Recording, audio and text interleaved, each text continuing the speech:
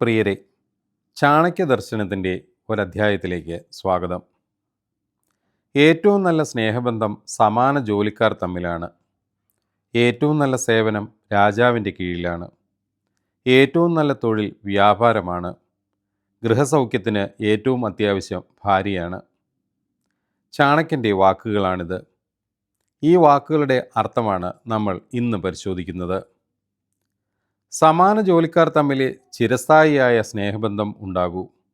അല്ലാതെ സ്നേഹബന്ധങ്ങൾ ഉണ്ടായാൽ അത് ദീർഘകാലം നിലനിൽക്കില്ല. വിഭിന്ന ജോലിയോ വിഭിന്ന സ്വഭാവമോ ഉള്ളവർ തമ്മിൽ അഭിപ്രായ വ്യത്യാസം വളരെ എളുപ്പമാണ്.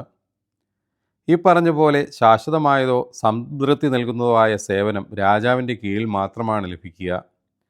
രാജാവ് ഒരു വ്യക്തിയല്ല, ഒരു സ്ഥാപനമാണെന്ന് മറക്കാതിരിക്കുക.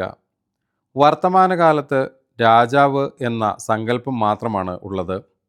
ഈ കാലഘട്ടത്തിൽ അതൊരു ഓഫീസോ ഒരു സ്ഥാപനമോ ആയിരിക്കാം. രാജാവിൻ്റെ സ്ഥാനത്ത് അതിൻ്റെ ഉടമയോ മാനേജറോ ആയിരിക്കാം. മുഴുവൻ പ്രജകളെയും സംരക്ഷിക്കാൻ കഴിയുന്നതാണ് രാജാവ്. രാജാവിന് സേവകന്മാർക്കാകട്ടെ രാജാവിൻ്റെ മുമ്പിൽ സ്വാതന്ത്ര്യം കൂടുകയും ചെയ്യും. അതായത് ഒരു സ്ഥാപനത്തിലെ ജീവനക്കാർക്ക് അവരുടെ യജമാനനോട് അല്ലെങ്കിൽ അതിൻ്റെ ഉടമസ്ഥനോട് രാജാവിനോട് ഉള്ളതുപോലെയുള്ള ബഹുമാനം ഉണ്ടാകും. കച്ചവടമാണ് ഏറ്റവും നല്ല തൊഴിൽ എന്നതാണ് ചാണക്യൻ പറഞ്ഞു വയ്ക്കുന്നത്. കച്ചവടം എന്ന കർമ്മം തന്നെ പല ഘടകങ്ങളും അന്തർഭവിച്ചതാണ്. ഒരിടത്തു നിന്ന് ആവശ്യമില്ലാത്തവ എടുത്തു മാറ്റുന്നു, വേറൊരു ദിക്കിൽ ആവശ്യമുള്ളവ എത്തിച്ചു കൊടുക്കുന്നു. ധനം കുറവുള്ള ആൾക്ക് അത് വിതരണം ചെയ്യുകയും ചെയ്യുന്നു. ഇതാണ് കച്ചവടം. ഒരു വ്യാപാരിയായാലോ അയാൾക്ക് സ്വാതന്ത്ര്യമില്ല, വിശ്രമമില്ല.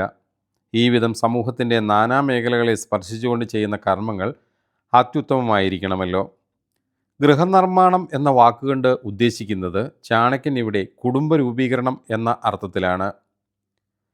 ഗൃഹം എന്നത് ഒരു കെട്ടിടം മാത്രമല്ല, ഭാര്യയും ഭർത്താവും കുട്ടികളും അടങ്ങുന്നതാണ്. ഭർത്താവ് പുറത്തു പോവുകയോ വരികയോ ചെയ്യാം. അയാൾ ഒരു വ്യാപാരിക്ക് സമാനനാണ്. കുട്ടികൾ അയൽപ്പക്കങ്ങളിൽ ഓടിക്കളിക്കാം. പക്ഷേ ഭാര്യ സ്ഥിരമായി കുടുംബത്തിനകത്ത് കുടികൊള്ളുന്നു. ഭാര്യയില്ലാത്ത കുടുംബം കുടുംബമല്ല.